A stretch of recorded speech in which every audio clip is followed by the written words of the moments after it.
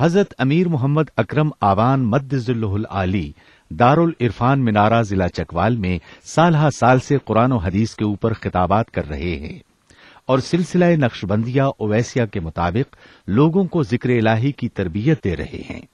وہ قرآن پاک کی تفسیر ترتیب وار بیان کر رہے ہیں۔ تفسیر قرآن کو وہ موجودہ ملکی اور بین الاقوامی حالات کے مطابق بیان کرتے ہیں۔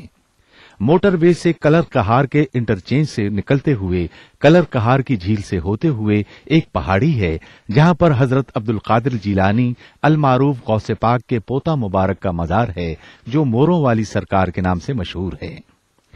وہاں سے ہوتے ہوئے میانی، بوچھال اور نورپور سے گزرتے ہوئے دارالعرفان منارہ پہنچ سکتے ہیں۔ حضرت امیر محمد اکرم آوان نے بچیوں اور بچوں کی دینی اور دنیاوی تعلیم کے لیے سقارہ اکیڈمی کے نام سے ایک درس گاہ بھی قائم کی ہے جس کا افتتاح ملک پاکستان کے صدر جنرل محمد ضیاء الحق نے اپنے دست مبارک سے کیا تھا۔ الحمدللہ رب العالمین والصلاة والسلام علی حبیبہ محمد وآلہ وصحبہ اجمعین۔ اعوذ باللہ من الشیطان الرجیم، بسم اللہ الرحمن الرحیم۔ وَإِذَا أَخَذْنَا مِيثَاقَكُمْ لَا تَسْفِكُونَ دِمَاءَكُمْ وَلَا تُخْرِجُونَ أَنفُسَكُمْ مِنْ دِيَارِكُمْ ثُمَّ أَقْرَرْتُمْ وَأَنْتُمْ تَشْهَدُونَ ثُمَّ أَنْتُمْ هَؤُلَاءِ تَقْتُلُونَ أَنفُسَكُمْ وَتُخْرِجُونَ فَرِيقًا مِنْكُمْ مِنْ دِيَارِهِمْ تَظَاهَرُونَ عَلَيْهِمْ بِالْإِثْمِ وَالْعُدْوَانِ وَإِنْ يَأْتُوكُمْ أُسَارَىٰ تُفَادُوهُمْ وَهُوَ مُحَرَّمٌ عَلَيْكُمْ إِخْرَاجُهُمْ افتؤمنون ببعض الكتاب وتکفرون ببعض فما جزاء من يفعل ذلك منكم الا خزي في الحياة الدنيا ويوم القيامة يردون الى اشد العذاب وما الله بغافل عما تعملون۔ اللهم سبحانك لا علم لنا الا ما علمتنا انك انت العليم الحكيم۔ مولاي صل وسلم دائما ابدا علی حبیبک من زانت بہ السروق۔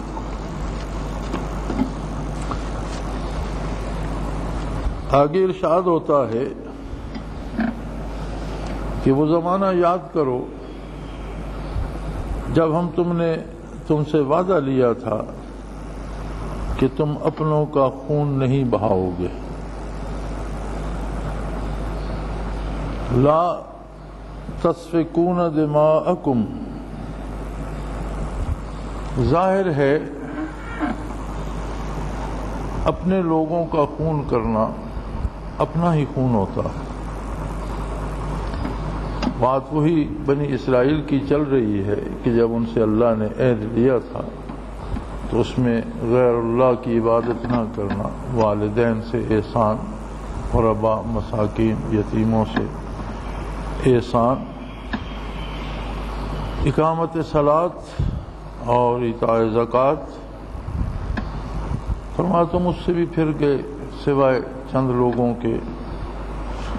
پھر وہ وقت بھی یاد کرو جب ہم نے تم سے وعدہ لیا تھا لا تسفکون دماءکم، کہ تم اپنا خون نہیں بہاؤ گے، یعنی آپس میں خون ریزی اور قتل و غارت نہیں کرو گے۔ وَلَا تُخْرِجُونَ أَنفُسَكُم مِّن دِيَارِكُمْ، اور اپنے لوگوں کو اپنے ملک سے نکلنے پہ مجبور نہیں کرو گے، اتنا تنگ نہیں کرو گے کہ وہ علاقہ یا ملک چھوڑ جانے پہ مجبور ہو جائیں۔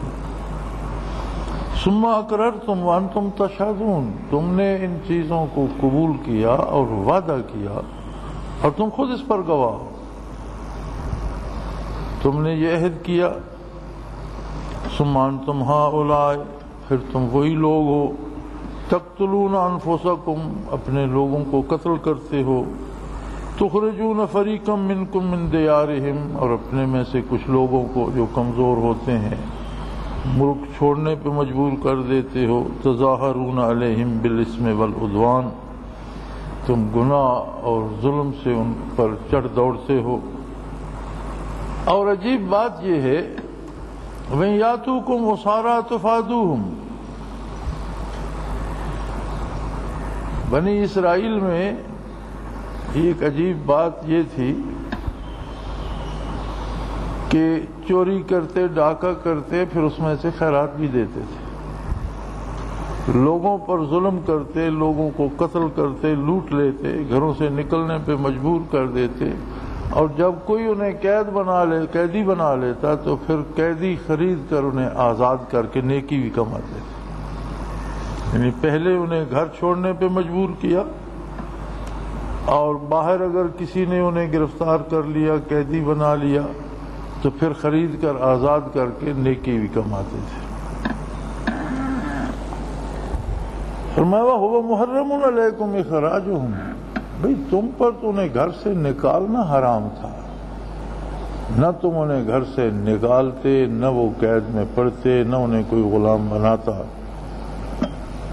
لیکن تمہارا حال تو یہ ہے أَفَتُؤْمِنُونَ بِبَعْضِ الْكِتَابِ وَتَكْفُرُونَ بِبَعْضٍ، کہ اللہ کی کتاب میں سے اپنی پسند کی باتیں مانتے ہو، جو پسند نہیں آتی وہ نہیں مانتے، کچھ حصے کتاب کے ان پر ایمان لاتے ہو، اور کچھ حصے کتاب کے ایسے ہیں جن پر ایمان نہیں لاتے۔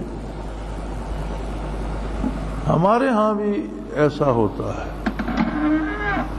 اگلے روز بات ہو رہی تھی ایک شریف آدمی کی کہ یہ اس کے اتنے لاکھ روپے بینک میں ہیں اور ان پر اتنا سود آتا ہے، فکس ڈپازٹ میں ہیں اور اس پہ بہت سا سود آتا ہے۔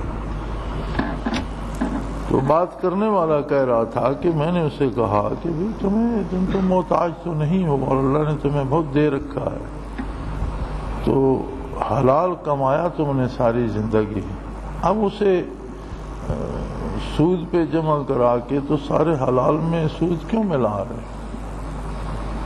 تو وہ کہنے لگا میں سود گھر تو نہیں کھاتا ہوں، میں تو جو سود آتا ہے غریبوں میں بانٹ دیتا ہوں۔ یعنی اس کا خیال یہ ہے کہ میں غریب پروری کر رہا ہوں، نیکی کر رہا ہوں، حالانکہ حق بات یہ ہے کہ ایک جرم تو سود لینے کا ہے، وہ الگ ہے، اور دوسرا جرم کسی مسلمان کو بغیر بتائے سود کھلانے کا ہے۔ جیسے آپ کسی مسلمان کو خنزیر کھلا دیں کہ اسے بتاؤ نہیں، اسے کیا پتا کیا ہے، وہ کھا جائے، تو کھانے والا تو شاید معافی کا مستحق ہو جائے، اسے پتہ نہیں ہے کھلانے والے کے لیے کیا معافی ہے۔ اگر آپ غریبوں کو دیتے ہیں تو آپ کو پتہ ہے یہ حرام کا پیسہ ہے، اس کا مطلب ہے کہ جسے آپ نیکی سمجھ رہے ہیں وہ دوسرا بڑا جرم ہے کہ ایک مسلمان کو آپ جان بوجھ کر حرام کھلا رہے ہیں، یا پھر اسے بتائیں کہ مجھے یہ سود کے پیسے ملے تھے، میں تو نہیں کھاتا، سود حرام ہے، تم کھا لو۔ کوئی ہے جو کھانے پہ تیار ہوگا؟ یہ تو ایسی نیکی ہے جیسے آپ اپنے گھر بکرے کا گوشت لے جا رہے ہیں اور کسی غریب کو خنزیر کا گوشت خیرات کرتے جا رہے ہیں۔ تو یہی حال بنی اسرائیل کا تھا، آپس میں ایک دوسرے کو قتل کرتے تھے، پرواہ نہیں کرتے تھے۔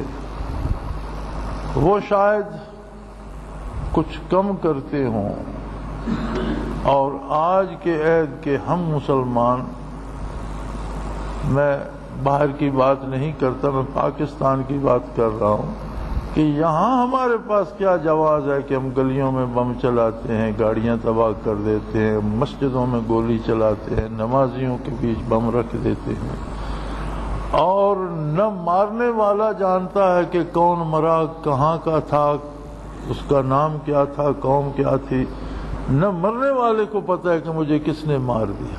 وہ بنی اسرائیل تو شاید کسی وجہ سے، یا کوئی ان کی جائیداد چھیننے کے لیے، یا ان سے کوئی دنیاوی فائدہ حاصل کرنے کے لیے کرتے ہوں، تو یہاں تو رواجاً قتل ہو رہے ہیں، اور سارے جاننے والے لوگ پورے ملک میں بڑی بے تکلفی سے سود کھاتے ہیں۔ میں نے ایسے لوگ بھی دیکھے ہیں جو دن کا بیشتر حصہ اور رات کا بیشتر حصہ مساجد میں بتاتے ہیں، لیکن کھانا کیا ہے، رقم فکس جمع کرائی ہے، جو سود آتا ہے وہ کھا لیتے۔ یعنی کتنی ایک دیدہ دلیری ہے، کتنی جرت ہے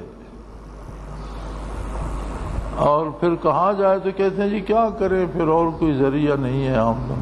تو سود تو ہمیشہ وہی دیتا اور وہی لیتا ہے جو مجبور ہوتا ہے.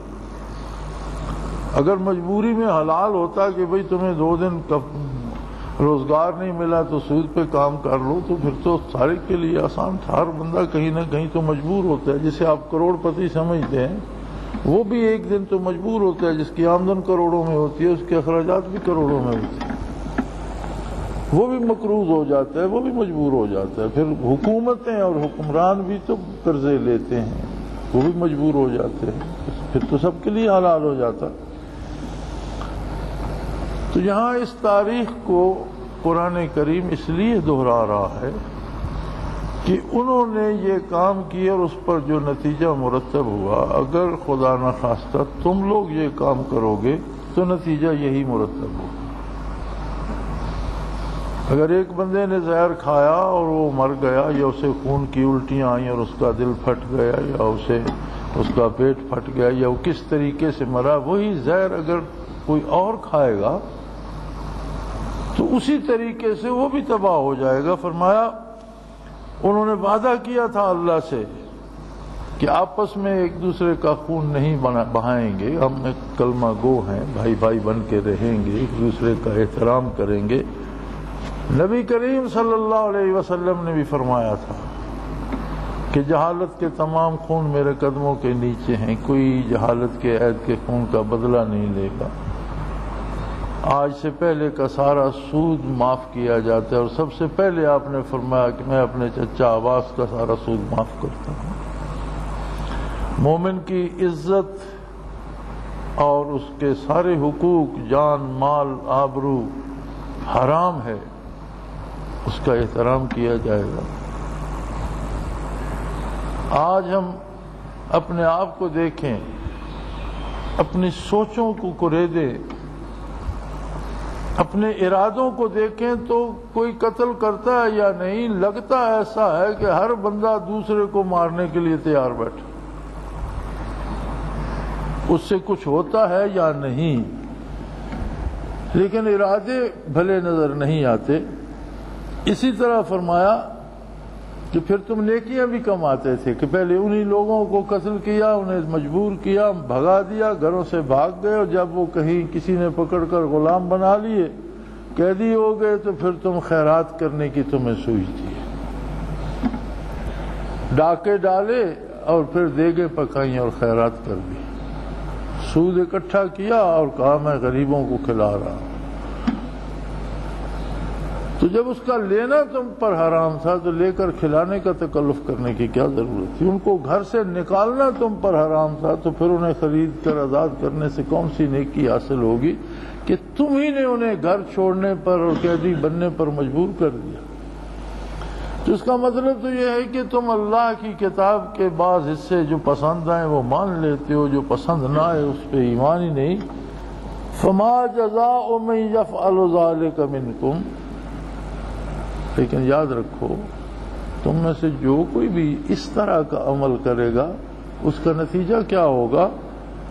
الا خزی فی الحیات الدنیا, سوائے اس کے کوئی دوسرا نتیجہ نہیں ہے کہ اسے دنیا کی زندگی میں ذلت نصیب ہو, وہ ٹھوکریں کھاتا پھرے, محتاج و غلام بن کر وقت گزارے, دنیا داروں اور کتوں کی ٹھوکروں میں ہو. وَيَوْمَ الْقِيَامَةِ يُرَدُّونَ إِلَىٰ أَشَدِّ الْعَذَابِ, اور قیامت کے دن شدید عذاب کی طرف لوٹائے جائیں گے. وَمَا اللَّهُ بِغَافِلٍ عَمَّا تَعْمَلُونَ, اس بات سے بے فکر نہ ہو جاؤ کہ اللہ کو کیا پتہ تم جو کرتے ہو, جو سوچتے ہو, جو ارادہ کرتے ہو, جو عمل کرتے ہو, اللہ ہر چیز سے آگاہ ہے, ہر وقت اور ہر چیز جانتا ہے. یعنی بنیادی طور پر برائی کی جائے, ظلم کیا جائے, زیادتی کی جائے, اور پھر اس میں نیکی کے پہلو بھی تلاش کیے جائے, حالانکہ جب وہ برائی ہی حرام ہے تو کسی کام کو از خود نیکی قرار دینا ایک اور ظلم ہے. وہی نیکی ہے جسے محمد الرسول اللہ صلی اللہ علیہ وسلم نے نیکی متعین کر دیا، اور وہ برائی ہے جسے حضور نے برائی وہ مباح ہے جسے حضور اکرم صلی اللہ علیہ وسلم نے مباح قرار دے دیا۔ اولئک الذین اشتروا الحیاۃ الدنیا بالآخرہ فلا یخفف عنہم العذاب ولا هم ینصرون۔ فرمایا اصول اللہ کریم کا یاد رکھ لو، ایسے لوگ جو دنیا کے لیے آخرت کی پرواہ نہیں کرتے، اقتدار کے لیے، حصول زر کے لیے، دنیا کا مال جمع کرنے کے لیے، اپنی شہرت کمانے کے لیے، دنیاوی فوائد کے لیے آخرت کی پرواہ نہیں کرتے، گویا انہوں نے سودا کر لیا، آخرت چھوڑ دی اور دنیا خرید لی۔ جو لوگ حلال حرام کی، جائز ناجائز کی پرواہ کیے بغیر صرف دنیاوی کامیابیاں چاہتے ہیں، فرمایا وہ ایسے لوگ ہیں کہ انہوں نے آخرت کو نقدی کی طرح دے کر دنیا خرید لی۔ اولئک الذین اشتروا الحیاۃ الدنیا بالآخرہ، جنہوں نے آخرت کے بدلے دنیا خریدی، فلا یخفف عنہم العذاب، ان پر جو عذاب مسلط کیا جائے گا اس میں کبھی تخفیف بھی نہیں،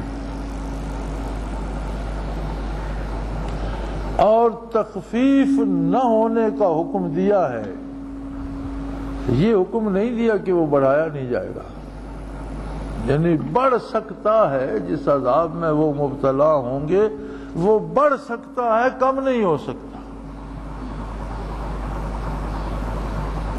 وَلَا هُمْ يُنصَرُونَ، اور کوئی ان کی کبھی بھی کوئی مدد نہیں کر سکے، ایسے محروم ہوں گے کہ کسی نیک آدمی کی دعا، کسی بھلے آدمی کی آرزو، انبیاء علیہ الصلوۃ والسلام کی شفاعت، سب سے محروم کر دیے جائیں گے، کوئی ان کے حق میں دست دعا بھی نہیں اٹھائے گا، کوئی ان کی مدد کو نہیں آئے گا، کوئی ان کی سفارش نہیں کرے گا، کوئی ان کے عذاب میں کمی کے لیے آرزو نہیں کرے گا۔ اس قدر محروم القسمت ہوں گے کہ کوئی بھی ان کا بھلا چاہنے والا آخرت میں موجود نہیں ہوگا، نہ کوئی ان کی مدد کر سکے گا، نہ کسی کو اجازت ہوگی، اس لیے کہ یہ اتنا بڑا جرم ہے، گناہ کا ہو جانا محال نہیں ہے، گناہ کسی سے بھی ہو سکتا ہے۔ انبیاء علیہ الصلوۃ والسلام معصوم عن الخطا ہوتے ہیں، صحابہ کرام محفوظ عن الخطا تھے، اللہ حفاظت فرماتا ہے، اولیاء اللہ کو حفاظت الہی ہوتی ہے، محفوظ عن الخطا ہوتے ہیں، اس کے باوجود صحابی سے بھی خطا ہو سکتی ہے، ولی اللہ سے بھی خطا ہو سکتی ہے، خطا کا ہو جانا منافی ولایت بھی نہیں ہے، صدور ذم منافی ولایت نہیں ہے، لیکن اصرار علی الذم منافی ولایت۔ گناہ کا ہو جانا بڑی عجیب بات نہیں ہے، اس گناہ کو وظیفہ بنا لینا اور مسلسل کرتے جانا یہ بہت بڑا جرم بن جاتا ہے اور بہت بڑا ظلم بن جاتا ہے۔ فرمایا ہم نے تو تم لوگوں پر یہ احسان کی ہے کہ وَلَقَدْ آتَيْنَا مُوسَى الْكِتَابَ، ہم نے حضرت موسیٰ علیہ نبینا علیہ الصلوۃ والسلام کو کتاب عطا فرمائی، وَقَفَّيْنَا مِن بَعْدِهِ بِالرُّسُلِ، اور پھر اس کے بعد مسلسل بنی اسرائیل ہی میں رسول بھیجتے رہے، یعنی تمہیں باقی انسانیت سے یہ فضیلت دی کہ جو نبی جو رسول آیا وہ بنی اسرائیل میں سے تھا۔ ایک یہ اعزاز ہی کتنا عظیم تھا کہ تم باقی قوموں کی، اقوام عالم کی راہبری اور رہنمائی کے اعزاز سے نوازے گئے، تو تمہیں تو چاہیے تھا کہ اللہ کی دوسری مخلوق کو بھی گمراہی سے بچانے کے لیے محنت کرتے، چاہے جائے کہ تم خود گمراہ ہو کر الٹے کام کرنے لگ گئے۔ وآتینا عیسی ابن مریم البینات وأیدناہ بروح القدس، ہم نے عیسیٰ علیہ السلام کو واضح احکام دیے اور روح القدس سے ان کی مدد فرمائی، اور ایسے عجیب معجزات عطا فرمائے کہ مادر ذات اندھے دیکھنے لگ جاتے تھے، کوڑی صحت مند ہو جاتے تھے، مٹی کا پرندہ یا جانور بناتے اس پر دم کرتے تو زندہ ہو جاتا تھا، مردے کو حکم دیتے تو وہ قبر پھاڑ کر زندہ ہو جاتا تھا۔ ایسے ایسے واضح اور روشن دلائل دیے، پھر تم نے ان کے ساتھ کیا کیا؟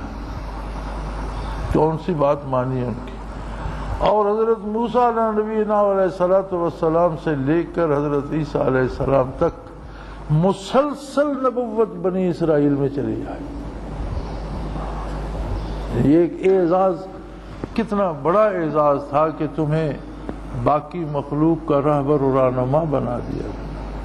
اس طرح اللہ کریم نے امت محمدی علیہ صاحب الصلاۃ والسلام کے حق میں فرمایا، کنتم خیر امہ، تم بہترین امت، تمام امتوں میں سے بہترین امت ہو، اخرجت للناس، تمہیں دوسروں کی بھلائی اور رہنمائی کا فریضہ تا قیامت سونپ دیا گیا۔ تمہیں بزرگی، رہبری، رہنمائی بہت بڑا اعزاز ہے کہ تمہیں عالم انسانی کی قیادت سونپ دی گئی ہے۔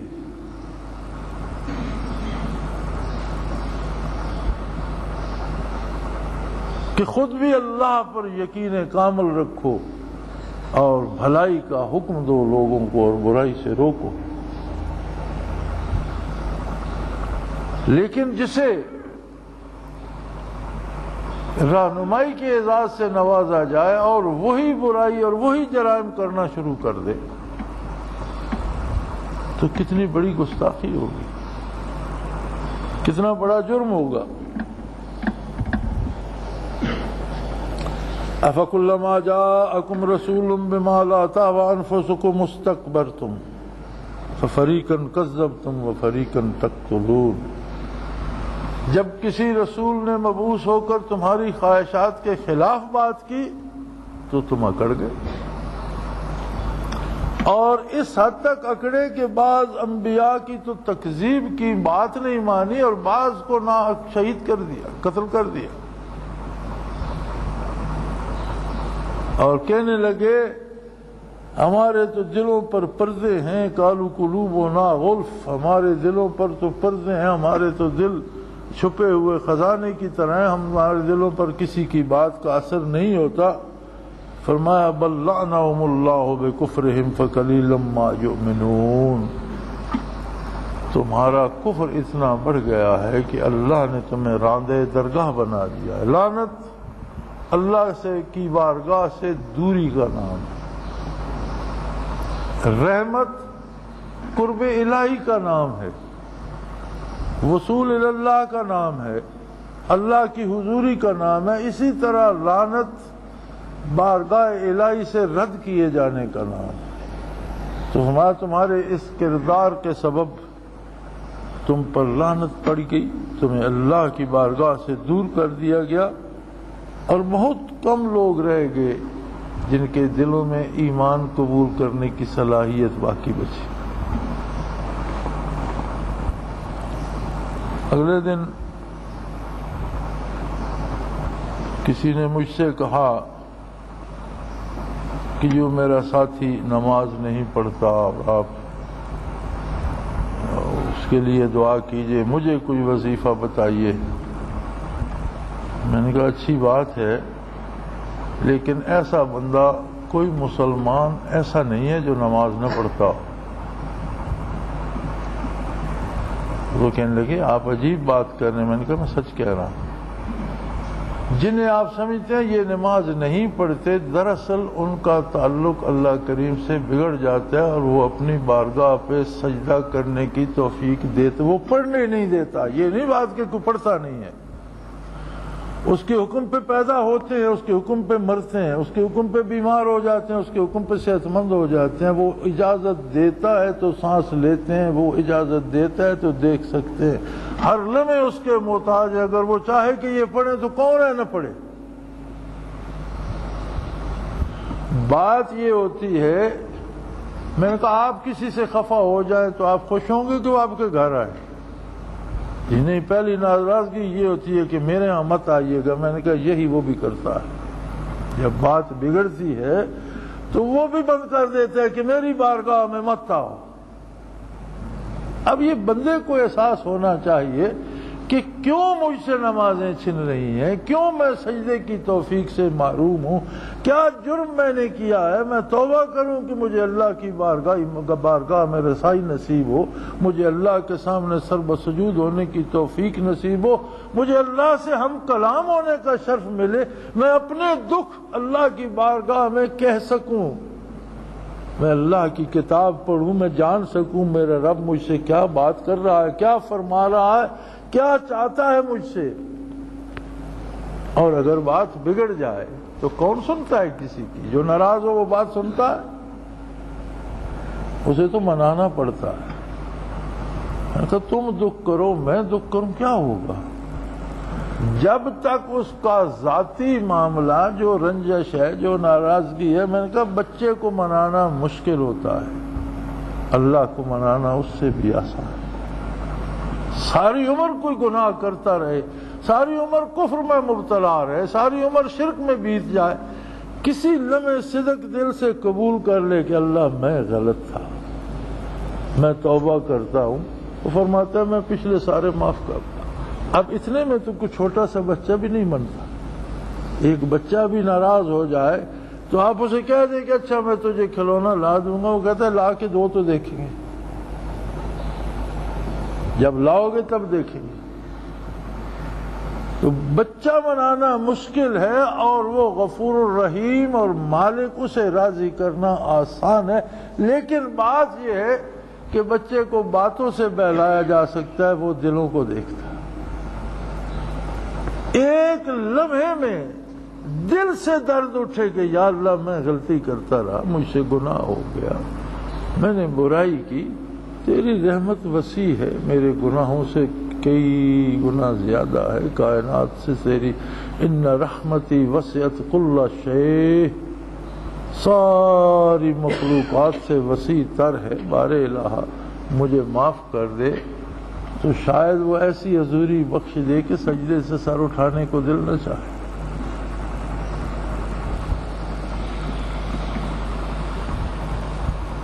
ایک آدمی یہاں ملازمت کرتا تھا نورپور میں،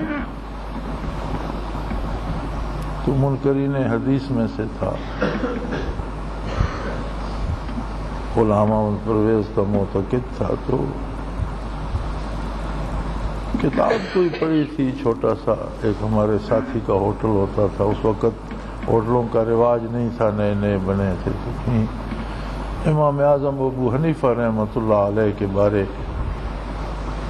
عام رسالوں شماروں میں جس طرح بزرگان دین کے باتیں اور حکایات آتی ہیں، اس طرح کوئی بات تھی، تو لکھا یہ تھا کہ آپ تمام رات قیام اللیل فرماتے تھے۔ لمبی سی بات تھی، خلاصہ یہ تھا کہ آپ سارا دن دین کا کام کرتے، مطالعہ فرماتے، فقہی کام کرتے، اور ساری ساری رات عبادت میں کھڑے رہتے تھے۔ تو وہ کہنے لگا یہ ممکن نہیں ہے، بے وقوف بنا دیا ہے، اور لوگ دوسرے انسانوں کو مافوق الفطرت سمجھنے لگ گئے ہیں، یہ کیسے ممکن ہے کہ ایک بندہ ساری رات کھڑا رہے اور جاگتا رہے؟ تو میں نے کہا بھئی تمہارا تعلق تو لاہور سے ہے، اور لاہور میں تو پیشہ ور اور گانے بجانے والوں کے ہجوم ہے، تم نے کبھی نہیں دیکھا گانے بجانے والوں کو کہ مغرب کے وقت محفل سجاتے ہیں اور سورج نکلنے تک گاتے بجاتے چلے جاتے، سامعین بھی بیٹھے ہوتے ہیں جبکہ وہ بھی نہیں دیکھتے۔ پیشہ ور عورتوں کو نہیں دیکھا، وہ ساری رات جاگتی۔ چوروں کو کبھی نہیں دیکھا، ساری ساری رات سفر بھی کرتے ہیں اور جاگتے بھی۔ ڈاکوؤں کا کوئی گروہ نہیں دیکھا، کہ ساری ساری رات گھوڑے دوڑاتے ہیں، پیدل جاتے ہیں اور لوگوں کو لوٹتے ہیں، اور ساری ساری رات جاگتے بھی ہیں، کام بھی کرتے ہیں، بھاگتے دوڑتے ہیں، قتل و غارت گری بھی کرتے ہیں۔ ہر کام کے لیے ساری رات جاگا جا سکتا ہے، صرف یاد الہی میں نہیں جاگا جا سکتا۔ میں نے کہا تم اس لیے کہہ رہے ہو کہ تمہیں یہ لذت نصیب ہی نہیں ہوئی، تم نور ایمان ہی سے محروم ہو، تمہیں تو یہی خیال آئے گا۔ لیکن کبھی ایمان لا کر دیکھو، کسی کو حضوری نصیب ہو بارگاہ الوہیت میں، کوئی اللہ سے بات کر رہا ہو، اسے وقت کا احساس کب ہوگا؟ اسے کیا مشکل ہے؟ حضرت موسیٰ علیہ نبینا علیہ الصلوۃ والسلام پہ سوال ہوا، ما تلک بیمینک یا موسیٰ، مختصر سا سوال ہے کہ تمہارے ہاتھ میں کیا ہے؟ سادہ سا جواب ہے، تلک عصائی، میرے ہاتھ میں میری لاٹھی۔ لیکن موسیٰ علیہ السلام نے یہ جواب نہیں دیا، حالانکہ سب سے اعلیٰ تعظیم یافتہ انسان اللہ کا نبی ہوتا ہے کہ اسے اللہ تعظیم سکھاتا۔ اب تہذیب تک کا تقاضا یہ ہوتا ہے کہ جتنی بات پوچھی جائے اس کا مختصر اور جامع جواب دے دو، تقریر کرنا شروع کر دو، یہ تہذیب نہیں ہے۔ لیکن موسیٰ علیہ السلام نے تو تقریری شروع کر دی، یا عصائی احش بہا علی غنمی ولی فیہا معارب اخری اتوقع علیہا واحش بہا علی غنمی ولی فیہا معارب اخری۔ اب معارب اخری پتہ نہیں انہوں نے کتنے گنے ہوں گے۔ تو اس لاٹھی کی انہوں نے کہ یہ میری لاٹھی ہے، اس پر میں ٹیک بھی لگاتا ہوں، اس سے بکریاں بھی چراتا ہوں، اس میں اور بہت سے پتہ نہیں انہوں نے کتنے فائدے گنے ہوں گے۔ تو وہاں جب مفسرین اس بحث پہ آتے ہیں کہ اللہ کا اولی العزم رسول، کمال کا تہذیب کا کمال اور تاج تہذیب کا، جواب میں اتنا لمبا چلا گیا۔ پھر وہاں خود ہی لکھتے ہیں، بیک لفظ تمام گفتن تمنائے جہان را، پوری دنیا کی بات ایک لفظ میں کہی جا سکتی، سارے جہان کی بات ہو، بڑی لمبی گفتگو سنیں کسی کی، ایک لفظ میں جواب دیا جا سکتا ہے، آپ ہاں کہہ دیں یا نہ کہہ دیں، دو لفظوں کی ضرورت نہیں پڑتی۔ بیک لفظ تمام گفتن تمنائے جہان را، من ذوق حضوری طول دادم داستان را، مجھے تو بات کرنا جو تھا آپ کی بارگاہ کی بات مزہ دے گی، اور میں بات کو لمبا کرتا چلا گیا۔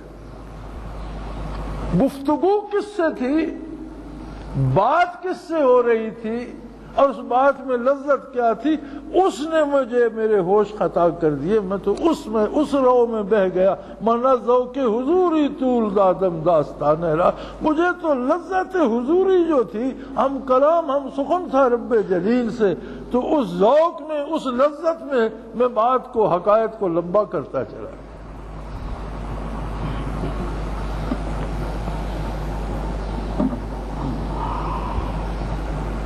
تو میرے بھائی، نماز پڑھی نہیں جاتی، وہ پڑھنے کی توفیق دیتا ہے، عبادت کی نہیں جاتی، وہ کرنے کی توفیق دیتا ہے، گناہ چھوٹتے نہیں، وہ چھڑوا دیتا ہے۔ بندے کے ذمے ایک ہی بات ہے کہ وہ اپنا رشتہ اپنے مالک سے استوار کرے۔ یادی الیہ من ینیب، جس کے دل سے ہوک اٹھے اسے وہ سنبھال لیتا ہے، ہدایت دے دیتا ہے، راستہ دکھا دیتا ہے، بھٹکنے سے بچا لیتا ہے۔ نبی علیہ الصلوۃ والسلام نے ایک لکیر کھینچی زمین پر اس طرح، پھر اس کے ساتھ بہت سی دائیں بائیں بہت سی لکیریں بنائی، فرمایا اللہ کا راستہ ایک ہے اور یہ سیدھا راستہ ہے۔ دائیں بائیں نکلنے والے راستے زندگی میں ہر قدم پہ ملتے رہے، لیکن جنہیں اللہ سے رشتہ ہو جاتا ہے، مالک سے تعلق استوار ہو جاتا ہے، تو اس نے بڑے بڑے فخر سے فرمایا تھا، اپنے بندوں پہ ناز کرتے ہوئے فرمایا تھا، ان عبادی لیس لک علیہم من سلطان۔ ابلیس نے کہا تھا میں تیرے بندوں سے، یہ تجھے سجدے نہیں کریں گے، مجھے سجدے کریں گے۔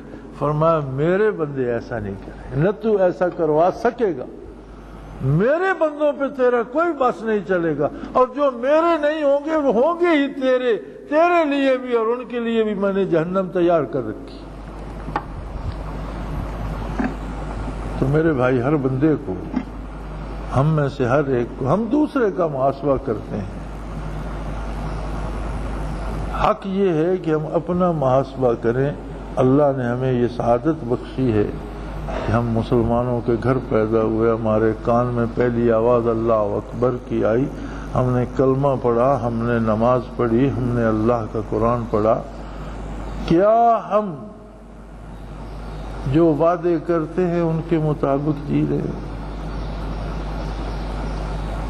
دست بستہ باوضو ایاک نعبد و ایاک نستعین کے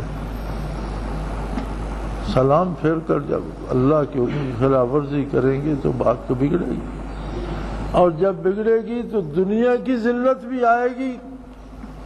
سارے دانشور سر جوڑ کے بیٹھے ہوتے ہیں، اور بڑا اہم سوال ہے جی مسلمانوں کو ہی جہاں مار پڑتی ہے، مسلمانوں کو تو وعدہ خلافی بھی تو مسلمان ہی کر رہے ہیں۔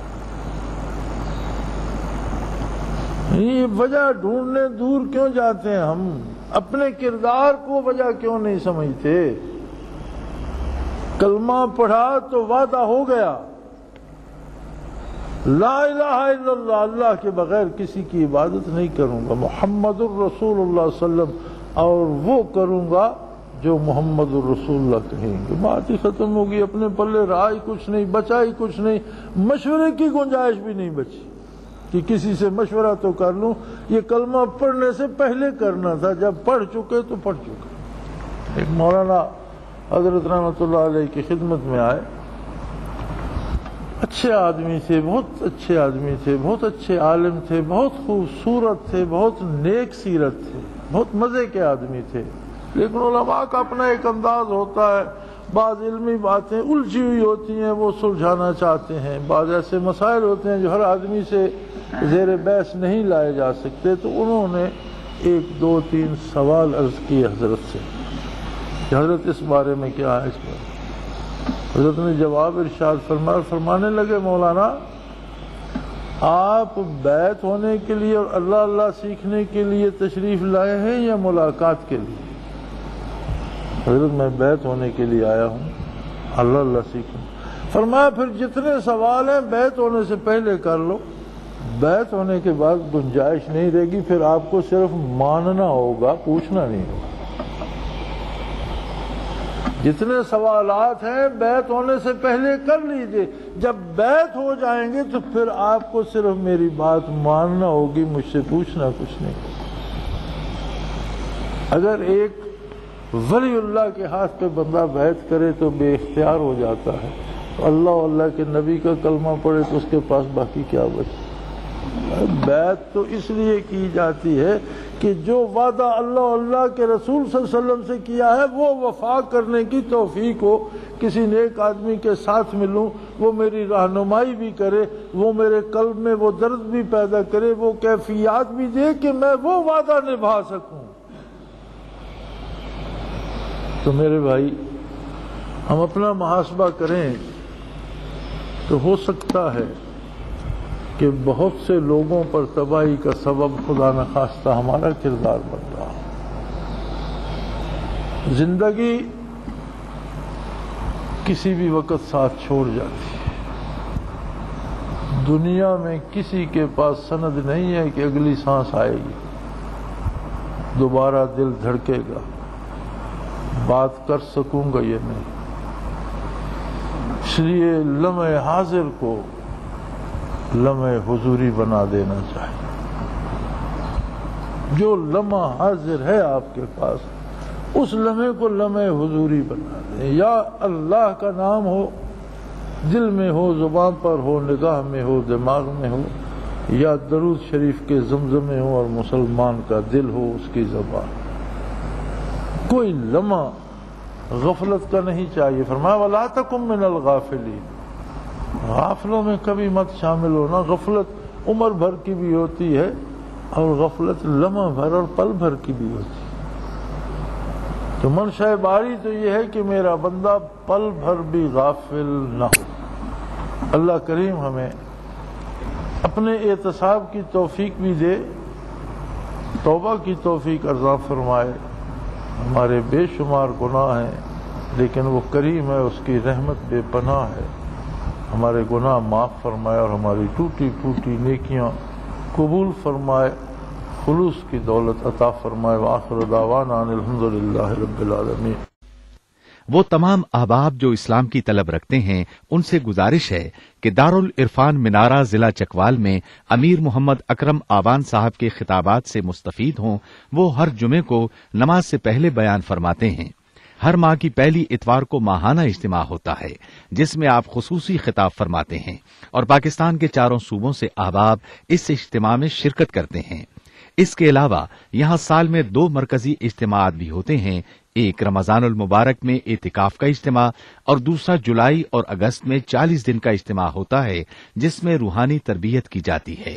لا الہ کی تیغ کاٹے گی اندھیرے کا گجر، گنبدے خضرا سے روشن ہوگی پھر اپنی سحر، اپنا خون سیماب دے کر اتنا ہم کر جائیں گے، نام آقا کا چمن میں پھر رقم کر جائیں گے۔